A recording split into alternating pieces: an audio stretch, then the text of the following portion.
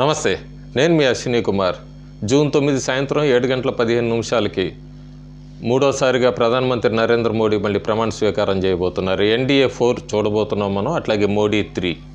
అయితే ఈ ఎలక్టోరల్లో ఏం జరిగింది, జూన్ 4 తర్వాత ఏం జరిగింది, అలాగే గత 10 సంవత్సరాల్లో ఏం జరిగింది, కాంగ్రెస్కి ఏం సాధించింది జూన్ 4 తర్వాత, NDA ఏం సాధించింది జూన్ 4 తర్వాత, లేకపోతే బీజేపీ సపోర్టర్స్కి ఏమన్నా మారిందా జూన్ 4 తర్వాత. ఈ 2009 నుంచి 2014లో 2009లో 206 స్థానాలు ఉన్న కాంగ్రెస్ పార్టీ లేదా UPA 2 కాంగ్రెస్ పార్టీకి 2014లో 44 స్థానాలకు పడిపోయింది. అంటే -79%కి కాంగ్రెస్ పార్టీ పడిపోయింది. నెంబర్స్ ఓట్స్ అంతా కూడా డిక్లైన్ ఇన్ ఓట్స్ కూడా -10% ఉంది. బీజేపీకి 2019లో 303 స్థానాలు ఉండేవి, 2024లో 240 స్థానాలు, అంటే డిక్లైన్ -21%. ఇంక్రీజ్ ఇన్ ఓట్స్ మాత్రం 3% పెరిగింది. సో ఇది ఎలక్టరల్ పర్ఫార్మెన్స్. బీజేపీ కాంగ్రెస్ 10 సంవత్సరాలు పవర్లో ఉన్నాక అన్నది మనం చూసుకోవచ్చు. ఇంకా అట్లాగే Rahul Gandhi leader of opposition అని చెప్పి అందరూ కాంగ్రెస్ పార్టీ లేదా కాంగ్రెస్ కూటమి వాళ్ళందరూ కూడా రాహుల్ గాంధీ ఉండాలంటూ కూడా లీడర్ ఆఫ్ అపోజిషన్ కింద అంటూ కూడా చెప్తున్నారు. ఎంతవరకు అనేది మనం వేచి చూడాలి. కాకపోతే రాహుల్ గాంధీ లీడర్షిప్లో 2024లో కాంగ్రెస్ పార్టీ ఎప్పుడో ఎన్నికల్లో చూడనంతగా, గత 3 ఎన్నికల్లో చూడనంతగా వరస్ట్ పర్ఫార్మెన్స్ అన్నది చెప్తున్నారు అనలిస్టులు అందరూ కూడా. ఎందుకంటే లోక్సభలో 100 స్థానాల కన్నా కూడా లోపలే సాధించుకుంది.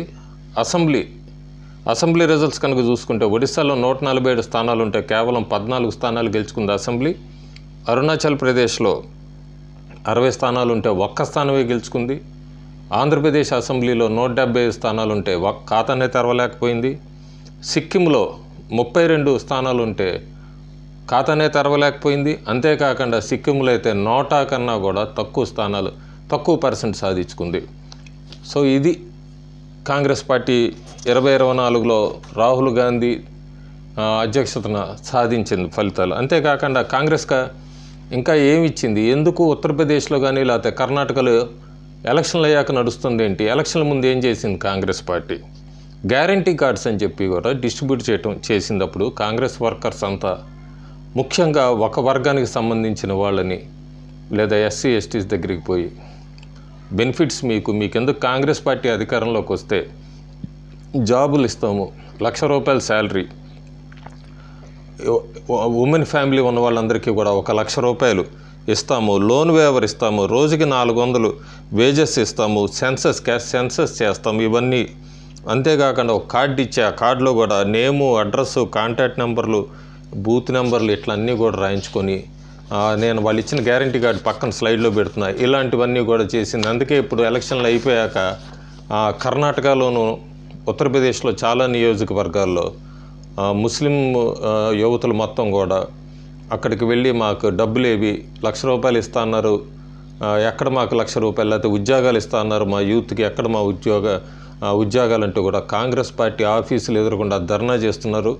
కొన్ని చోట్లయితే ఉత్తరప్రదేశ్లో మనం క్లియర్గా చూసాము. ఇదంతా కూడా ఎలక్షన్లో మేము గెలవటం కోసమే చెప్పింది, మాకు ఇక్కడ వచ్చి గొడవలు చేయకండి అంటూ కూడా కాంగ్రెస్ ఆఫీస్ నుంచి వాళ్ళని వెనక్కి పంపిస్తున్న దృశ్యాలు కూడా ఈ 2 రాష్ట్రాలు అయితే బాగా కనబడుతుంది, కర్ణాటక అట్లాగే ఉత్తరప్రదేశ్లో అయితే. అందుకే ఫ్రీబీస్ ఏది ఒక్కటి కూడా ఇవ్వకుండా 240 స్థానాలు కానీ సాధించింది బీజేపీ పార్టీ ఒకటే 2024లో. అక్కడ ఫ్రీబీస్ ఇవ్వలేదు. ఆ కోవిడ్ టైం నుంచి నడుస్తున్న ఫ్రీ రేషన్స్ ఇవే తప్ప లోక్సభకి ప్రత్యేకంగా కూడా ఎక్కడా కూడా ఫ్రీబీస్ ఉచితాలు అనేది ఎక్కడా కూడా ప్రధానమంత్రి నరేంద్ర మోడీ అనౌన్స్ చేయలేదు. కాంగ్రెస్ పార్టీ మాత్రం అసెంబ్లీ ఎన్నికల్లో అలవాటైనట్టుగానే కర్ణాటక, తెలంగాణలో ఈసారి లోక్సభకే ఎన్నికలకే ఇలాంటి గ్యారంటీ కార్డు అంటూ ఇచ్చి, ఇలాంటి మోసపూరిత హామీలు ఇచ్చి ఈరోజు ఎన్నికల్లో ఓడిపోయాక ఆ వర్గం నుంచి కూడా తీవ్ర విమర్శలు ఎదుర్కొంటుంది.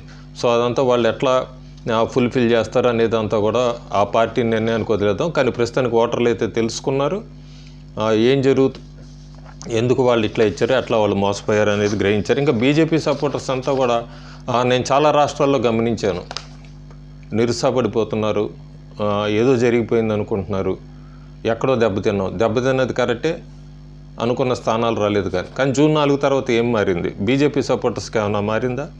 నరేంద్ర మోడీయే మళ్ళీ తిరిగి ప్రధానమంత్రి అవుతున్నారు మూడోసారి. అంతేకాకుండా నెహ్రూ రికార్డుని సమన్ చేస్తున్నారు. కాకపోతే అప్పుడంత అపోజిషన్ లేదు. నెహ్రూ టైం అప్పుడు స్ట్రాంగ్ అపోజిషన్ లేదు. ఇప్పుడు ఎన్నో అపోజిషన్స్ స్వదేశంలో అట్లాగే విదేశాలతో పోరాడి గట్టి ప్రతిపక్షాలను అన్నింటినీ ఎదుర్కొని మూడోసారి ప్రధానమంత్రిగా ప్రమాణ స్వీకారం చేస్తున్నాడు నరేంద్ర మోడీ. సో మార్పు లేదు. అమిత్ షానే హోమ్ మినిస్టర్గా ఉండబోతున్నారని తెలుస్తుంది. సో మార్పు లేదు. Finance ministry, external affairs ministry ఇవన్నీ కూడా బీజేపీ చేతిలోనే ఉంటున్నాయి. సో మార్పు లేదు. ఎన్డీఏ 303 నెంబర్ దాటుతోంది. సో ఎన్డీఏనే అధికారంలో ఉంటుంది. ఎన్డీఏ ఒడిశా అండ్ ఆంధ్రప్రదేశ్ అధికారంలోకి వచ్చింది. కేజ్రీవాల్, హేమంత్ సోరెన్ వీళ్ళు ఇంకా జైల్లోనే ఉన్నారు. ఉమర్ ఖలీద్, షార్జియాల్ ఇమామ్ వీళ్ళు ఇంకా జైల్లోనే ఉన్నారు. కానీ ఇంకో పక్క కాంగ్రెస్ సపోర్టర్స్ ఇప్పుడు బాధపడుతుంది. ఎందుకంటే కాంగ్రెస్ ఇంకా ప్రతిపక్షంగానే ఉంది. ఎక్కడా కూడా 1 lakh ముస్లిం మహిళలకు ఇస్తాన్న 1 lakh లేదు. ఎక్కడ కూడా అన్ఎంప్లాయిడ్ ముస్లిం యూత్కి ఇస్తానన్న 1 lakh లేదు. సో ఇదంతా కూడా వాళ్ళ వైపు ఉంది. ఇది 2024 జూన్ 4 తర్వాత కాంగ్రెస్ పార్టీకి బీజేపీ పార్టీ మద్దతులో నడుస్తున్న పెద్ద చర్చ. Thank you.